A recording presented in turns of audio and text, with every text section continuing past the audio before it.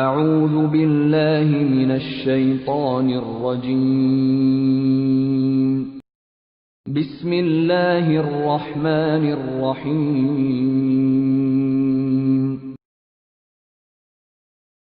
نحمده ونصلي على رسوله الكريم اما بعد فاعوذ بالله من الشيطان الرجيم بسم الله الرحمن الرحيم انا نحن نزلنا الذكر وانا له لحافظون وقال رسول الله صلى الله عليه وسلم خيركم من تعلم القرآن وعلمه صدق اللہ العظیم وصدق رسولہ النبی الکریم اما بعد معزز سامعین کرام،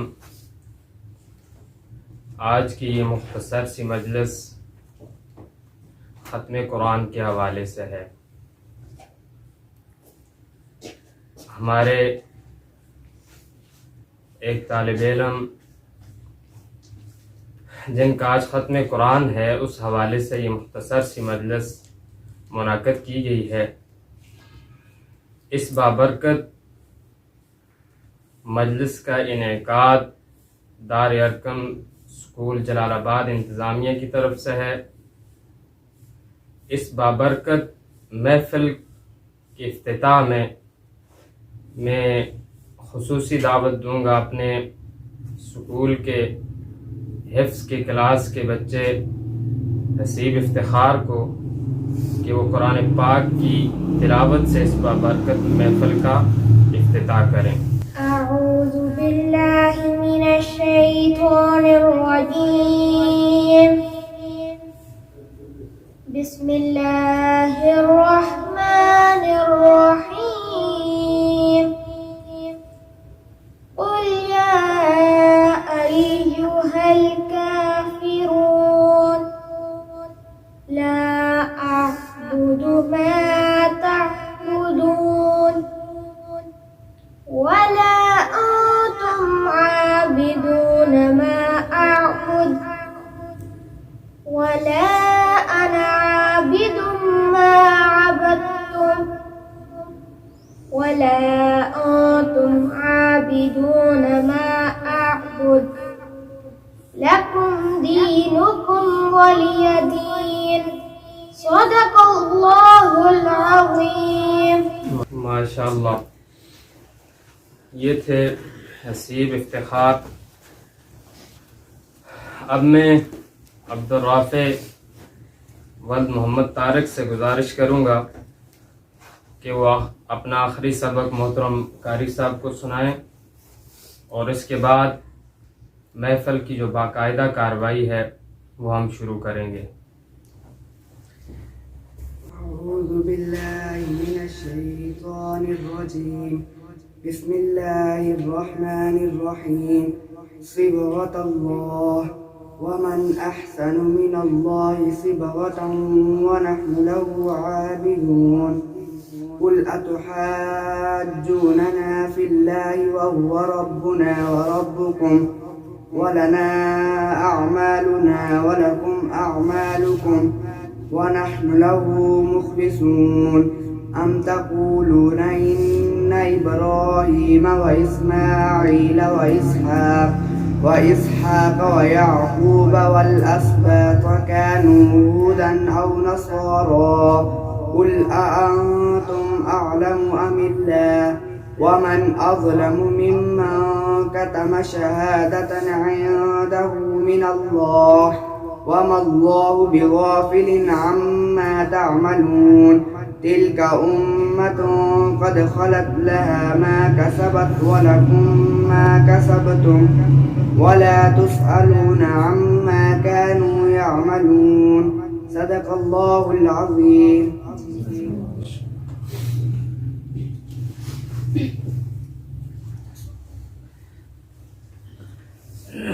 ماشاءاللہ، جزاک اللہ۔ یہ تھے عبدالرافع، جو اپنا آخری سبق سنا رہے تھے قاری صاحب کو۔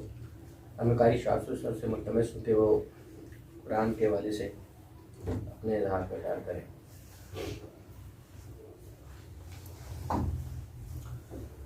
الحمدللہ الحمد لله الذي أنزل على عبده الكتاب ولم يجعل له عوجا الحمد لله الذي لم يلد ولم يولد ولم يكن له كفوا أحد أما بعد فأعوذ بالله من الشيطان الرجيم بسم الله الرحمن الرحيم إنا نحن نزلنا الذكر وإنا له لحافظون وقال رسول الله صلى الله عليه وسلم إنما بعثت معلما أو كما قال عليه الصلاة والسلام صدق الله العظيم وصدق رسوله النبي الكريم الأمين ونحن على ذلك لمن الشاهدين والشاكرين والحمد لله رب العالمين. محترم سامعین کرام، چونکہ آج کی یہ بابرکت مجلس ختم قرآن کے حوالے سے ہے، اس لیے میں آپ سب سے گزارش کروں گا کہ آپ تمام چند باتیں جو آپ کے سامنے میں رکھوں گا وہ غور سے سنیں. آپ علیہ الصلاۃ والسلام نے فرمایا کہ ختم قرآن کی جو بابرکت مجلس ہوتی ہے، ختم قرآن کے بعد جو دعا اللہ تعالیٰ سے کریں، اللہ تعالیٰ کی رحمت سے امید ہے کہ اللہ تعالیٰ اپنی رحمت سے وہ دعا ضرور قبول کرتے ہیں.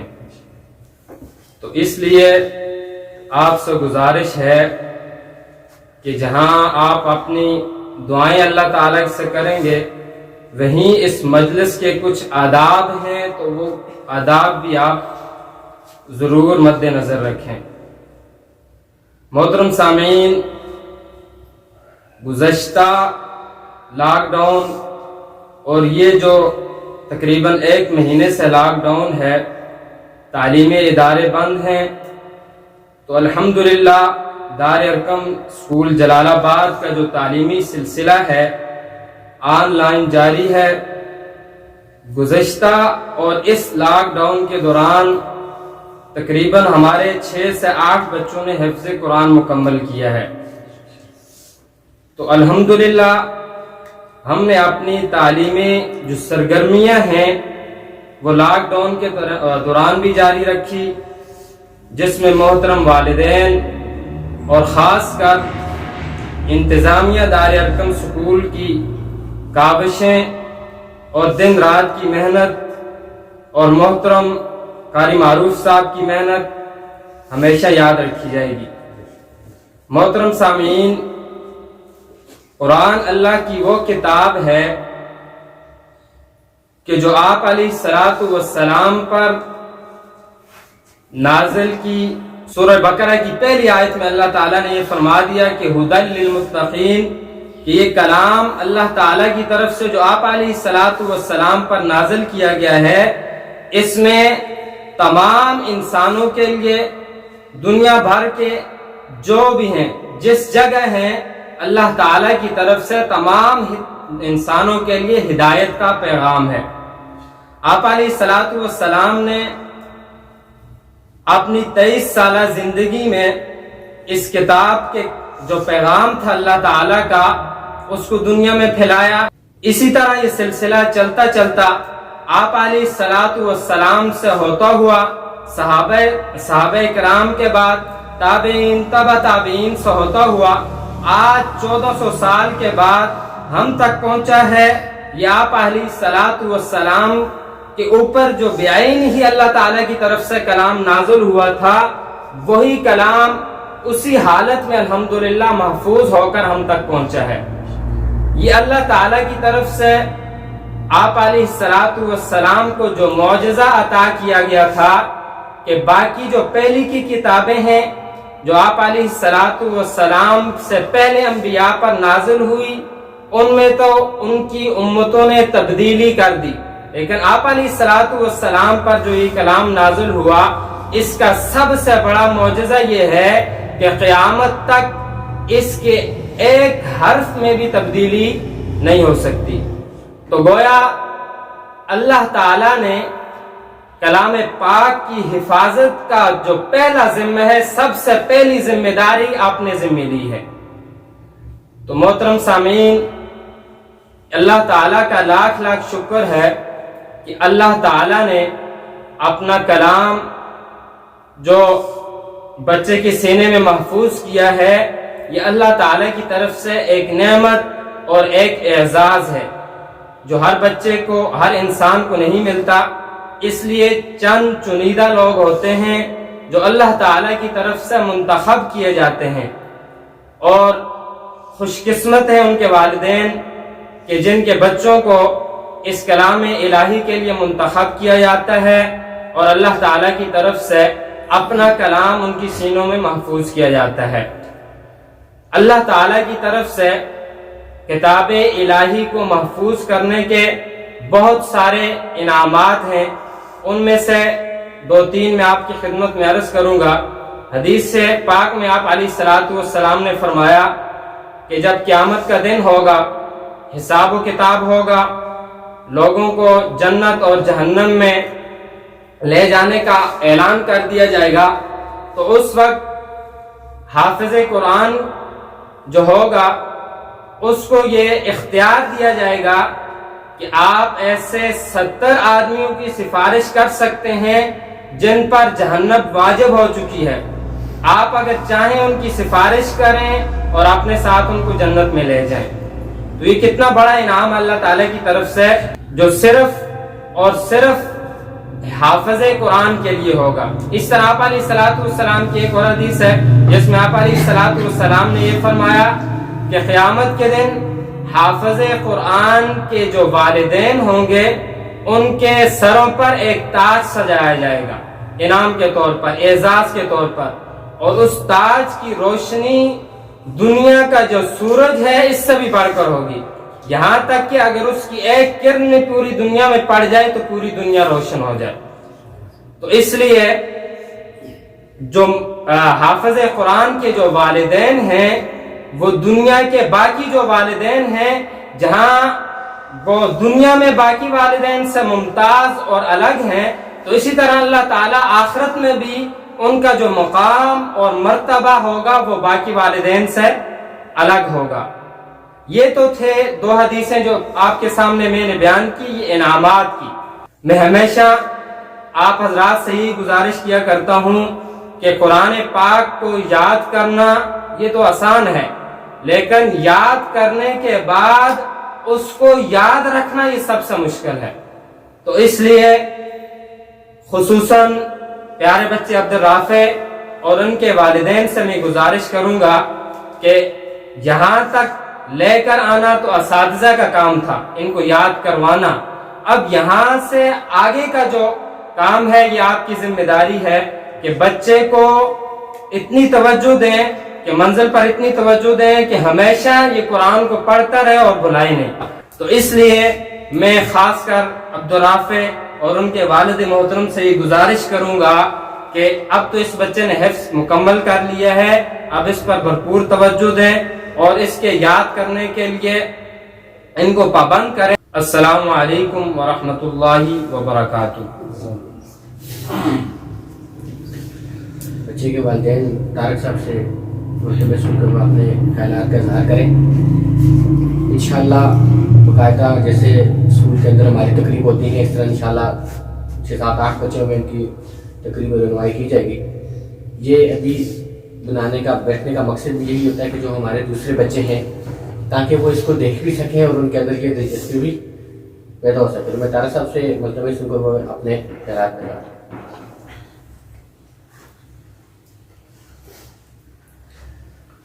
السلام علیکم۔ آپ میرا اسٹاف کا بہت ہی انتہائی مشکور ہوں جنہوں نے انتہائی محنت کے ساتھ اس کام کی تکمیل کی ہے۔ خاص کر یہ قاری صاحب اور شفیع صاحب نے ہمارے ساتھ بہت تعاون کیا ہے۔ تو آج کی تقریب کا مجھے اتنا علم نہیں تھا کیونکہ وہ اس سے پہلے جو لاک ڈاؤن میں مختصر تھی وہ بچے کے ساتھ آخری سبق سنتے تھے، اس حساب سے آئے، ورنہ کچھ تیاری کے ساتھ آتے کچھ۔ تو بس اسی کے ساتھ میں آپ لوگوں کے مشکور ہوں کہ آپ نے یہ اتنا بڑا کام سر انجام دیا، اور ہم اپنے خوش قسمتی پر فخر محسوس کرتے ہیں۔ آپ کا شکریہ بہت. اللهم صل على سيدنا ومولانا محمد وعلى آل سيدنا ومولانا محمد وبارك وسلم وصلوا عليه. اللهم أنت السلام ومنك السلام تبارك يا ذا الجلال والإكرام. اللهم اكفنا بحلالك عن حرامك وأغننا بفضلك عمن سواك. اللهم أجرني في مصيبتي واخلقني خيرا منها. اللهم إنا نسألك موجبات رحمتك وعزائم مغفرتك والغنيمة من كل بر والسلامة من كل إثم. لا تدع لنا ذنبا إلا غفرته ولا هما إلا فرجته. یا اللہ یا رحمان یا رحیم. اے پروردگار عالم، یا اللہ جو اس بچے نے کلمہ پاک مکمل کیا، یا اللہ اس میں سننے میں سنانے میں پڑھنے پڑھانے میں یا اللہ جو غلطی کو تہی کی اپنی رحمت سے میں معاف فرما.